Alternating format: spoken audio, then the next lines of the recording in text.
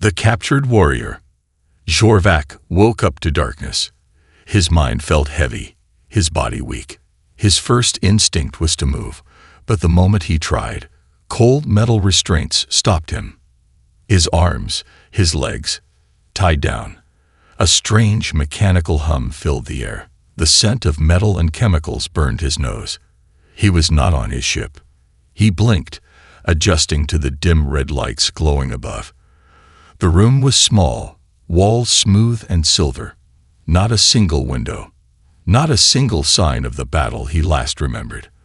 The last thing he knew, he had been fighting. His enemies, humans. A deep rage burned in his chest, but it was quickly replaced by something else.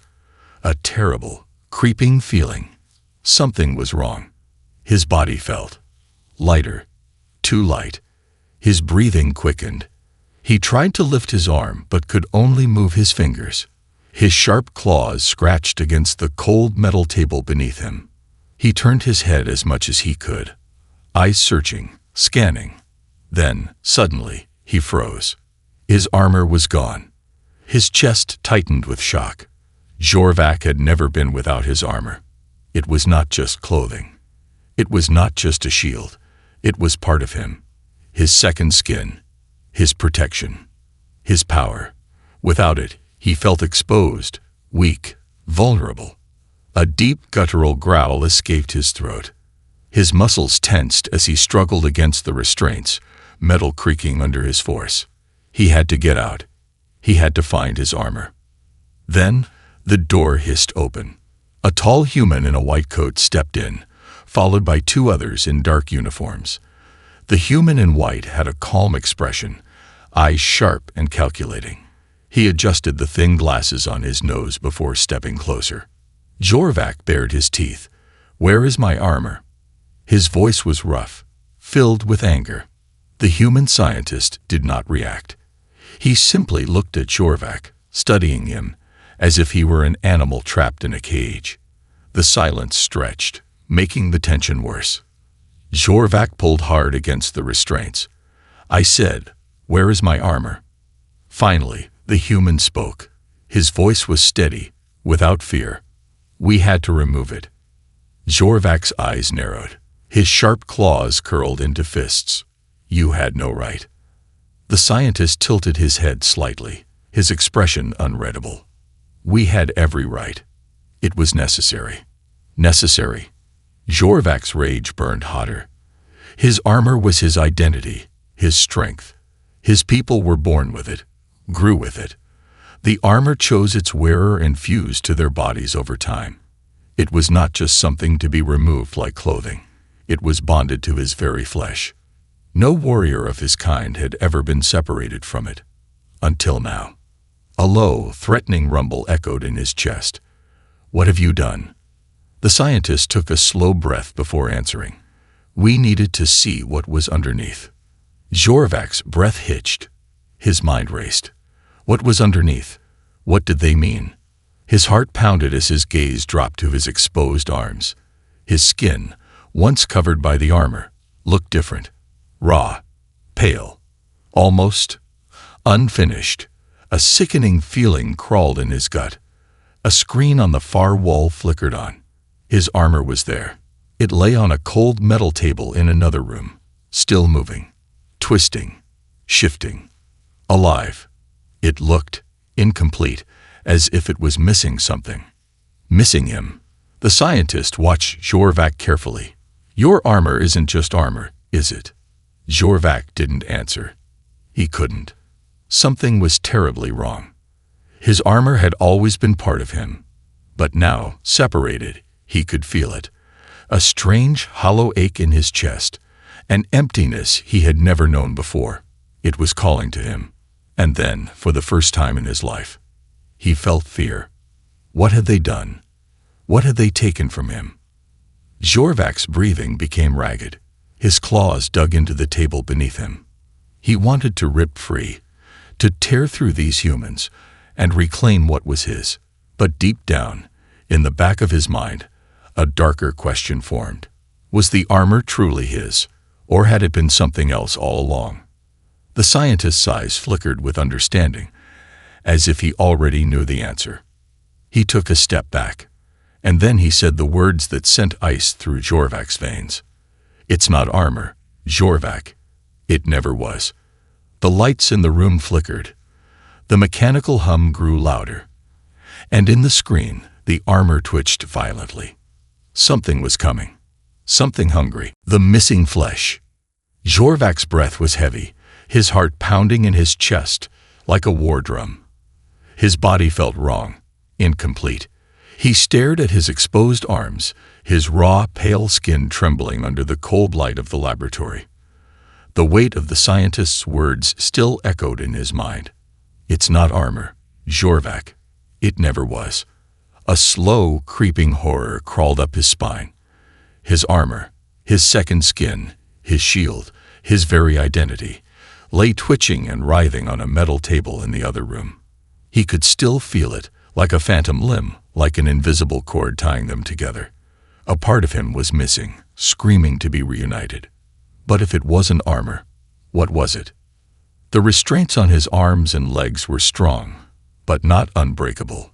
Jorvak had torn through steel in battle before. Yet, as he struggled, something was wrong. His strength was not what it should be. He pulled harder, muscles flexing, veins bulging, but instead of metal snapping, his body ached. Weakness, a feeling he had never known. He clenched his teeth, eyes blazing with fury, as he turned toward the human scientist standing beside him. "What did you do to me?" His voice was a growl, filled with restrained violence. "Dr. Carter." Jorvak now recognized his name from the whispered conversations of the other humans, remained eerily calm. He adjusted his glasses, his expression unreadable. "We saved you," Carter said. Jorvak's eyes burned with rage. "You stole from me." The scientist only sighed, as if he were speaking to a child who didn't understand. "You think we weakened you, but that armor, it wasn't protecting you, Jorvak. It was consuming you." The words made his stomach churn. Lies. They had to be lies. His species had been born with their armor. It grew with them, shaped itself to their bodies. Without it, they were nothing. It was their pride, their power. But why? Why did he feel so light? His breathing was uneven now. His exposed skin felt unnatural, unfamiliar, as if it wasn't truly his. His fingers curled against the table. He willed his claws to extend, but nothing happened. Panic bloomed in his chest. Carter took a step closer. "Tell me, Jorvak, when was the last time you saw one of your kind without their armor?" Jorvak opened his mouth to answer, but no words came. Never.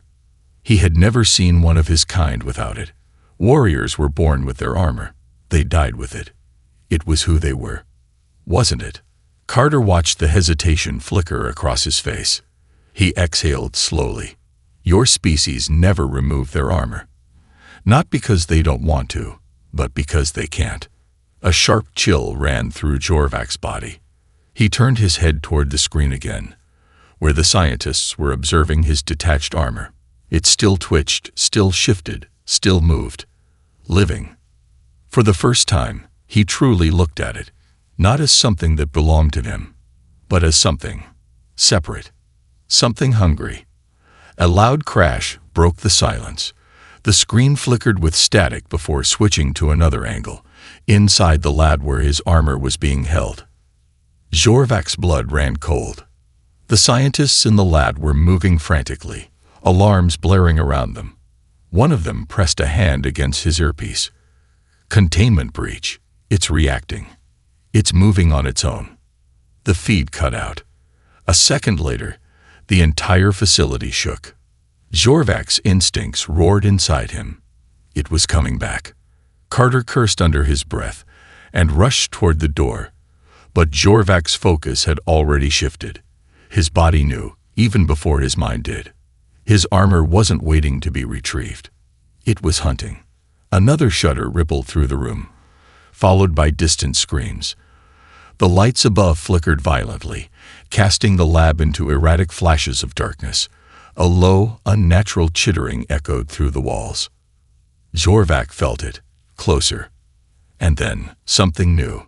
A terrible, cold realization. The connection between him and his armor had never felt like this before. It was always a presence, a familiar weight, an extension of himself. But now, it felt different. Now, it felt like something watching him. The door to the lab burst open. One of the uniformed soldiers stumbled inside, his face pale with terror. "Doctor." He never finished. A black, shifting mass ripped him off his feet. Jorvac's eyes widened. His armor, it had changed. It was no longer sleek, no longer molded to his body's shape. It had grown, elongated, twisted, and it was moving like a beast. The soldier screamed as the armor coiled around him, its dark mass pulsing, expanding. The scent of blood filled the room. The screaming cut off. And then, for a brief, horrifying moment, the armor looked at Jorvac. It knew. It recognized him. But there was no relief. No sense of reunion. Only hunger. Jorvac's chest tightened. He pulled at his restraints with renewed desperation. The cold metal dug into his exposed skin, but he didn't care. He had to move. He had to fight. Because for the first time in his life, his armor wasn't protecting him. It was coming to consume him. And it was already too late. The whispers in the dark. Jorvac's body tensed, his breathing heavy as the echoes of the dying soldier's screams faded into an eerie silence. The stench of fresh blood filled the air, sharp and metallic. The writhing, pulsing thing that had once been his armor slithered back into the shadows like a predator retreating before striking again. For the first time in his life, Jorvac felt true fear. Not fear of battle, not fear of pain. Something deeper, something instinctual. His body trembled against the restraints. He had faced enemies on 100 battlefields. He had survived wounds that would kill lesser beings.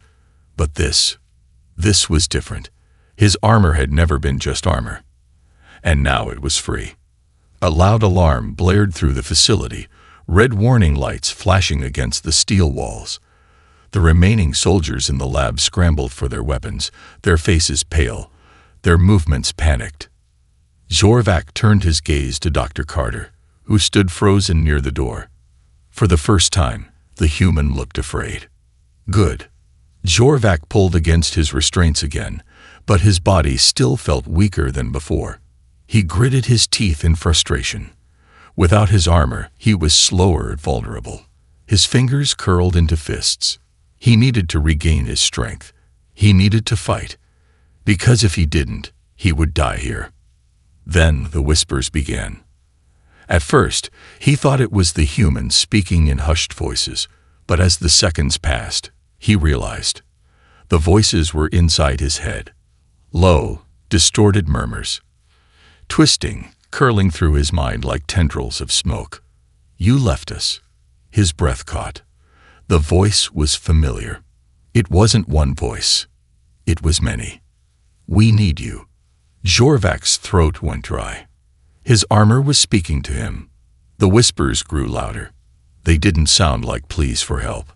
They sounded angry. A deep pressure formed behind his eyes. He clenched his jaw, shaking his head, trying to push the voices away. But they did not stop. They would not stop. "You were weak. We made you strong." Jorvac gritted his teeth, his breathing ragged. This wasn't normal. This wasn't how it had always been. Before, the bond between him and his armor had been silent. A connection of instinct, not of words. So why now? Why was it talking? "You abandoned us." His chest tightened. He hadn't abandoned anything. They had torn it from him. The humans had taken it away. But then why did it sound betrayed? The voices coiled around his thoughts like a parasite burrowing into his skull. And then, a realization struck him. This wasn't just communication. This was control. The armor had been influencing him. For how long? Years? Decades? Had his thoughts always been his own? The pressure in his head intensified. His vision blurred. His heartbeat thundered in his ears. He clenched his fists, his claws scraping against the cold metal table. And then, the whispers stopped. A suffocating silence filled the room. Jorvac exhaled sharply, his mind suddenly clearer. His vision sharpened. The connection was still there, but something had changed. The armor was no longer whispering. It was listening. A deep, wet, squelching sound broke the silence. The soldiers whipped around, their weapons raised. The overhead lights flickered, casting jagged shadows across the walls. Something moved. Jorvac's breath hitched. His armor, his former armor, was evolving. A shifting mass of black chitin and pulsing veins slithered forward from the darkness, its form no longer humanoid. It was a writhing, twisting thing, half liquid, half solid, stretching and reforming as it crawled along the floor. And then it stopped. It rose. A distorted, monstrous figure loomed before them, pulsing like a beating heart. Where there had once been sleek, armored plates, there were now writhing tendrils, shifting, splitting apart like cracked flesh. And at its center, a face. A twisted, grotesque reflection of Jorvac's own. Mocking him. Echoing him. Jorvac's stomach churned. His instincts screamed at him to run, to fight, to do anything. But he was still trapped. Still too weak. The soldiers opened fire. The air filled with the deafening roar of gunfire, bright flashes illuminating the monstrous thing as bullets tore into it. But it didn't stop. It laughed. A deep, wet, inhuman laugh. The bullets buried themselves into the creature's flesh, but instead of falling, the armor absorbed them, twisting and reshaping itself, growing stronger with every impact. The soldiers screamed as the black tendrils shot forward. One of them was impaled instantly, his body yanked into the mass of shifting horror. Another tried to run. Too late. The tendrils wrapped around his throat, dragging him into the abyss. Jorvac struggled violently against his restraints. He had to get free. Now. Dr. Carter moved fast, reaching for a control panel on the wall. His fingers flew over the buttons. A loud hiss echoed through the room. Jorvac's restraints released. The moment he was free, he rolled off the table, landing on unsteady feet. His body still felt weak, but he ignored it. He had no choice. He had to move. Because the thing wearing his face had turned toward him. It grinned. And then, in a voice that was his own, it whispered, "Why did you leave me, Jorvac?" The room plunged into darkness. The escape begins. The room was plunged into utter darkness. For a moment, there was only silence. A suffocating, eerie stillness that sent ice crawling through Jorvac's veins. Then came the sound. Drip. A wet, slick noise echoed from the far end of the lab. Then another. Drip. Drip. Something was moving. Something large. Jorvac's breathing was heavy as he took an instinctive step back, his claws flexing even though he no longer had his armor to sharpen them. His body still felt weaker than it should. Slower, but there was no time to think about that now. A deep, unnatural chittering filled the space. The thing in the darkness was not waiting. The emergency lights flickered once, casting brief, jagged shadows along the walls. In that fraction of a second, Jorvac saw it. His former armor. It had grown, twisted, changed. Tendrils slithered out from its grotesque form, slick with black, viscous fluid. It stood taller now, no longer resembling the sleek battle plate he had once worn. Instead, it loomed, shifting like liquid metal, its form unstable yet terrifyingly aware. And then he saw its face. His face. A warped, grotesque mockery of himself, grinning. Then the lights died again, and the world exploded into chaos. A scream. One of the soldiers. A sickening crunch. A wet gurgle. Gunfire erupted, the flashing muzzles creating stuttering snapshots of horror. In each flickering frame, Jorvac saw the monster moving. Fast.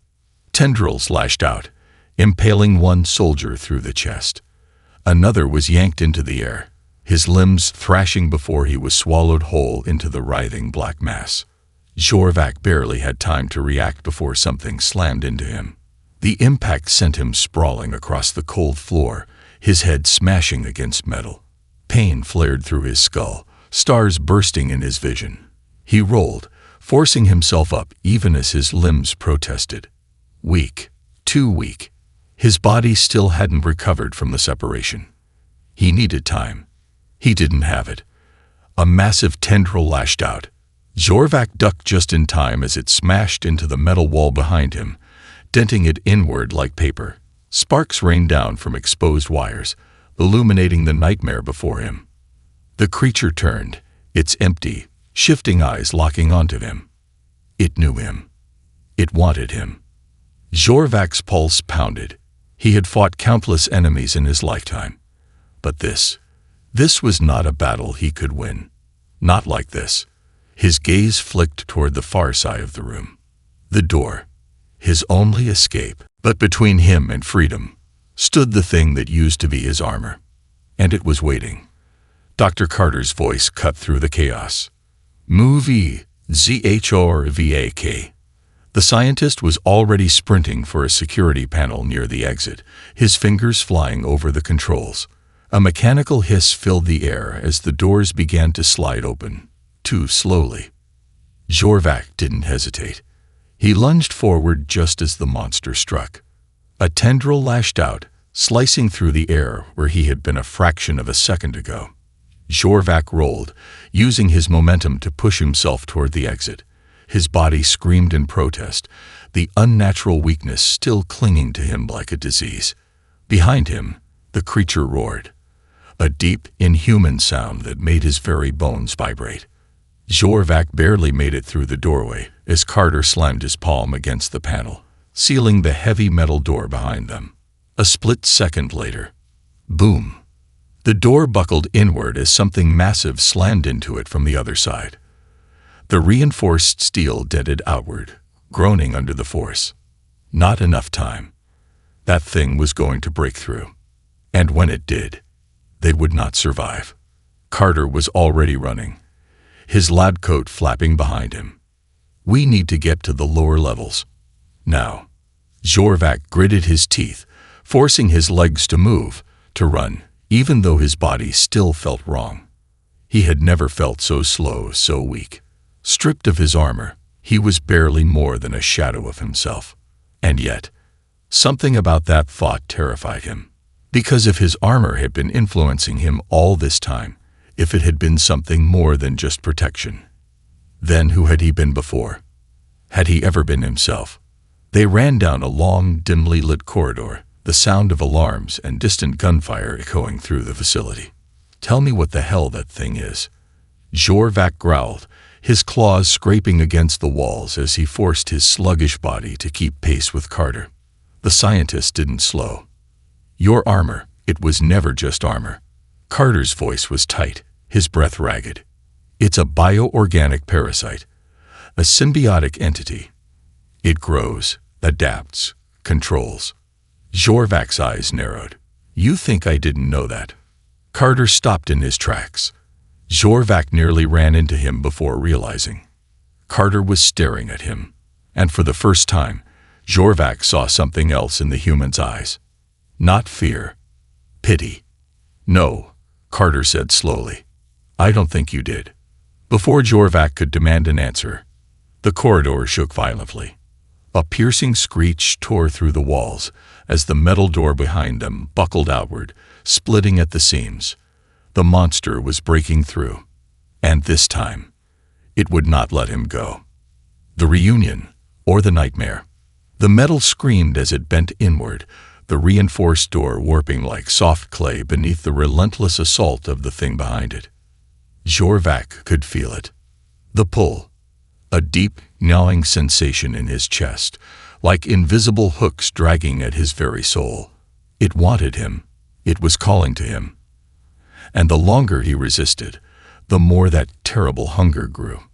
Dr. Carter grabbed his wrist. We have to move. Now. The scientist's voice snapped him out of his daze. Jorvac turned just as the door finally gave way. Boom! The impact sent a shockwave through the corridor, knocking Carter off his feet. Sparks rained from shattered light fixtures, casting erratic shadows against the walls. Jorvac caught himself just in time, his claws scraping against the cold metal floor. Then he heard it. That terrible, wet chittering. He didn't need to look back. He could feel the presence behind him, watching. The whispering returned, low and insidious, curling through his mind like poisoned smoke. Why do you run? A cold shudder ran through him. You were never meant to be alone. Jorvac clenched his teeth. It was inside his mind. No, not inside. It had always been there. Listening, learning, waiting. A loud crash shattered his thoughts. Carter was on his feet again, sprinting toward an open hatch leading deeper into the facility. Jorvac, movie. He turned just in time to see something lunging. A black mass of shifting tendrils erupted from the darkness, striking toward him like a spear. Instinct took over. He dodged, barely. The tendril slammed into the wall, denting it with terrifying ease. Then it split apart. Dozens of smaller tendrils uncoiled, writhing like living serpents. Reaching, grasping. One wrapped around Jorvac's ankle before he could react. The cold, pulsing tendril coiled tighter, the sensation unnervingly familiar. You were mine. The voice wasn't just inside his mind anymore. It was all around him. The walls, the floor, the air itself. The creature had infested this place. Jorvac slashed downward, his claws slicing through the tendril before it could pull him under. Black ichor splattered against the walls, hissing as it burned through metal. The creature screamed, a noise that shook the very foundations of the facility. And then it charged. Jorvac didn't think. He ran. Carter had already reached the hatch, punching in a security override. A heavy blast door slid open, revealing a dark tunnel beneath them. Jorvac dived through just as the monster struck. A massive tendril smashed into the blast door, with enough force to bend the reinforced steel inward. Carter slammed his fist against the control panel. The door slid shut, a fraction of a second before the tendrils could reach them. Boom! The corridor shook with the impact. Dents bulged outward, the metal groaning under the force of each desperate, furious strike. It wouldn't hold for long. Jorvac caught his breath, his entire body burning from exertion. His limbs still felt wrong, sluggish, weaker than they should be. He turned to Carter. Where the hell are we going? The scientist wiped sweat from his brow, his face pale. To the lower containment chambers. There's something you need to see. Jorvac narrowed his eyes. I don't have time for this. That thing is coming for you whether you understand it or not. Carter's voice was sharp, filled with urgency. But if you want to survive, you need to know the truth. Jorvac hesitated. Then, without another word, he followed. The deeper they went, the colder it became. Not just in temperature, something else. A chilling presence that made his skin crawl. The lights flickered, casting eerie shadows along the metal corridors. Jorvac could hear his own heartbeat, could feel something pressing against his mind, just out of reach. Something was down here. Carter stopped in front of a heavily reinforced door. Unlike the others, this one wasn't electronic. It was locked with an old-fashioned manual wheel lock. Jorvac frowned. Why is this one different? Carter placed a trembling hand on the door. Because this is the first one we removed. The first what? A sinking feeling settled in Jorvac's gut. Carter turned the wheel, the rusted metal groaning in protest. Slowly, painfully, the door creaked open. The air inside was thick, stale, wrong. Dim emergency lights buzzed weakly, casting a dull glow over the room. Jorvac stepped inside and froze, suspended in the center of the chamber, bound in chains of pure plasma energy, was another warrior, or at least what was left of him. Jorvac took an involuntary step forward. The figure was his own kind, a warrior like him, but his body was bare, his flesh raw and incomplete. No armor, only withered skin and exposed muscle. And when the warrior lifted his head, his eyes, hollow, empty sockets, locked onto Jorvak's. A slow, broken whisper escaped from his dry lips. "Kill me." Jorvak's blood ran ice-cold. He knew this warrior. He had fought beside him. He had watched him die in battle. And yet here he was, alive. Jorvak turned to Carter, his voice hoarse. "What is this?" Carter's face was grave. "This is what happens when you separate one of your kind from their armor for too long. This is what's waiting for you. The armor's true purpose." Jorvak stood frozen, his breath shallow, his mind racing. The warrior, his comrade, was barely more than a husk. His skin, once protected by the armor that defined their species, was now shriveled, cracked, and wrong. Muscle tissue had decayed, the exposed flesh looking fragile, stretched too tightly over his bones. But the worst part, he was still alive. Chained in the center of the chamber, held by pure plasma restraints, the warrior barely had the strength to lift his head. But his empty sockets, where his eyes had once been, still found Jorvak. And the voice that crawled out of his ruined throat was barely human. "Kill me." A chill ran through Jorvak's spine. The words weren't a plea. They were a warning. Dr. Carter exhaled heavily beside him. His hands trembled slightly as he turned to the control panel embedded in the wall. The screens flickered to life, filled with data, scans, and unsettling footage. Jorvak's eyes narrowed. "Explain. Now." Carter hesitated, then started speaking. "Your kind believes your armor is a birthright, a genetic gift that makes you stronger." His voice was quiet, careful. "But that's not the truth. The truth. The truth. The armor had always been part of him. Since the day he was born, since the first time he had bled in battle. He had never known what it was to be without it, until now." Jorvak's fists clenched. His claws should have extended, but his hands remained useless. Weak. Carter turned one of the monitors toward him. And then he saw. The footage was old, grainy, taken from inside this very facility. The first warrior they had captured, the one chained before them. The video started with him, as Jorvak remembered, proud, powerful, a fighter. His armor gleamed under the laboratory lights as he snarled at his captors, unafraid. Then came the separation, a blinding light, a terrible guttural scream. Jorvak's stomach tightened as he watched the armor being peeled away from the warrior's flesh. It did not come off like plating. It did not break like metal. It screamed. It fought. It bled. And the warrior beneath it, he was not whole. The footage cut to a later date. The same warrior, now skinless, hollow. His body had started to wither. His bones were visible beneath his flesh. Then another cut. He was changing, twisting, mutating. Jorvak's breath turned to ice as he watched spines begin to push from the warrior's back. The raw muscle tissue blackened, curling into unnatural ridges. His claws, once part of his armor, began to regrow, but jagged and uneven. And worst of all, his eyes, once filled with fury, with fire, were now empty holes. The next clip was the last one. The warrior, screaming, not in rage, not in pain, in hunger. Jorvak felt his entire body tense. He turned toward Carter, his voice dangerously low. "What have you done?" Carter didn't flinch. "We didn't create this, Jorvak. We discovered it." The scientist's fingers moved over the panel again, pulling up another set of footage. This time, it wasn't a warrior. It was a battlefield.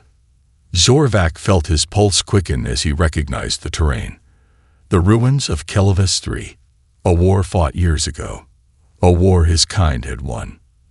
The camera focused on something horrifying. A corpse. A warrior's corpse, his armor still intact. At first, nothing happened. But then, in the eerie stillness, the armor twitched.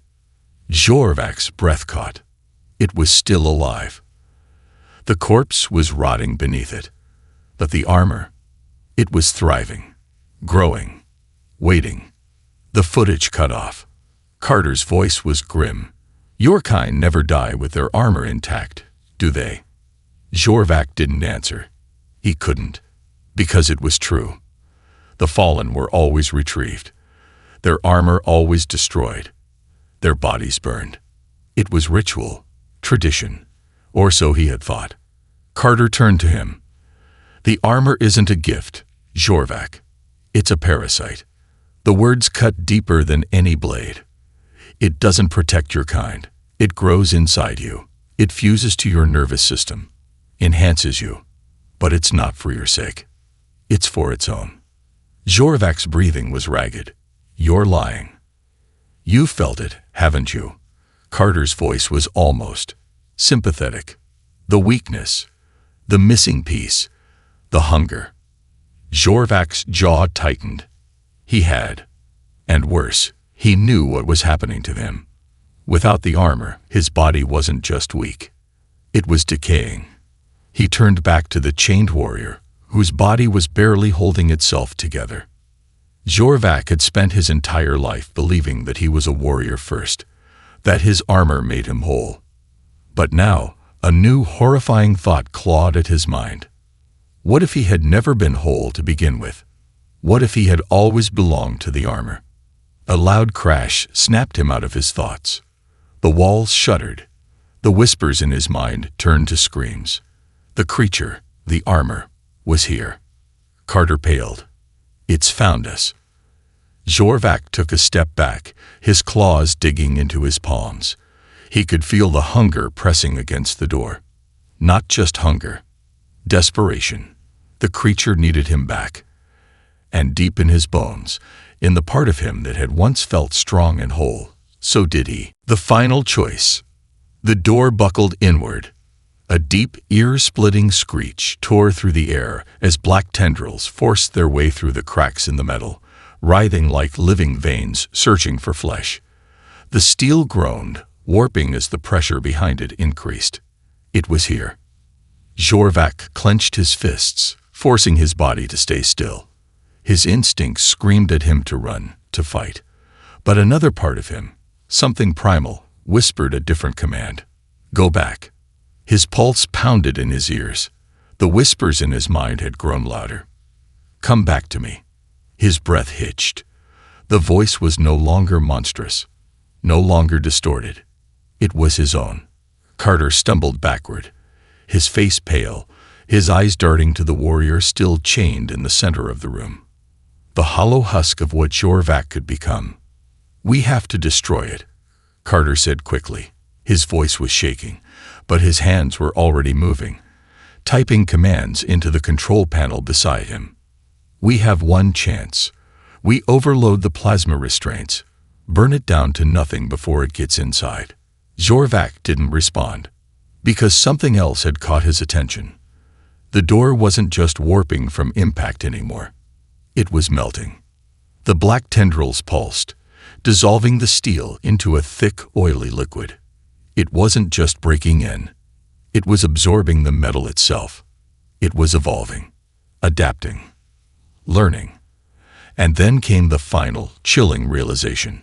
It wasn't just here to reclaim him. It was here to consume everything. The chained warrior let out a rasping breath.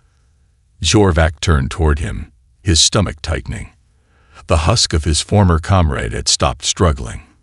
His broken body sagged against the plasma restraints, as if he had finally accepted something. And then, in a voice barely above a whisper, he spoke. "It never lets go." The words sent a fresh wave of terror through Jorvak's veins.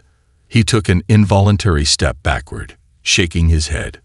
No, that couldn't be true. He had been separated from the armor. He was free, wasn't he? Then why did he still feel its pull? Why did his body still ache for it? Why did he still hear its voice in his mind? You were never separate. The warrior lifted his head, his empty socket staring straight into Jorvak's soul. It was always inside you. The plasma restraints flickered. Carter's hands froze over the control panel. His face went pale. No, no, no, no. Jorvak snapped toward him. What's wrong? Carter didn't answer. Because at that moment, the lights died, and the whispers turned to screams. The door exploded inward. The force of the impact ripped through the room, sending Jorvak and Carter flying backward. The air filled with the deafening sound of metal tearing apart, the walls collapsing inward as the tendrils poured through, a massive wave of shifting blackness. And at the center of it, the thing that had been his armor. It no longer resembled a humanoid form. It was something else now. A shifting, writhing mass of organic chitin and tendrils, pulsing with a sickening wet heartbeat. And as it rose, stretching toward the ceiling, its shifting flesh split open, revealing a face. Jorvak's own. Distorted, grinning. You cannot run from me. Jorvak's mind was racing. His heart was thundering. There was no escaping this. It had evolved past him. It had grown beyond the need for a host. It was independent now. And yet, it still wanted him, still called for him, still craved the bond that had once made them one. Jorvak's breath was ragged. His every instinct screamed at him to reclaim it, to be whole again. Because without it, he was dying. He could feel it now. His body wasn't just weak, it was rotting. Without the armor's regenerative bond, he was nothing more than flesh and bone. Was this what he had always been? A vessel? A temporary shell? His claws curled into fists. His mind was splitting apart. One choice. One final choice. Take the armor back and become whole again. Or reject it and die. Jorvak. Carter's voice snapped him out of his trance. The scientist was at the panel again, fingers flying across the screen. A red warning light flashed violently. I can collapse the chamber. It'll take everything down.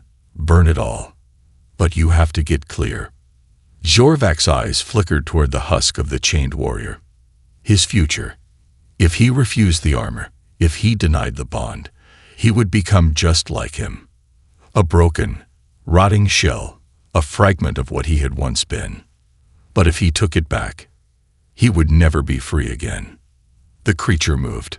A tendril shot forward, straight for Carter. Jorvak reacted on instinct. He lunged, without his armor, without his strength, without his power. His body screamed in protest as he tackled Carter out of the way, the tendril missing them by inches. But now, he was exposed. The creature turned toward him. Its voice echoed in his mind. Come back to me. The tendrils shot forward. Jorvak closed his eyes and made his choice.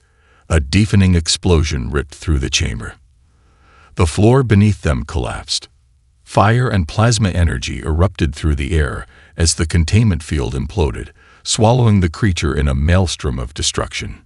Jorvak felt his body falling, tumbling downward, weightless in the darkness. His last thought before the world went black. Had he escaped? Or had the armor let him go?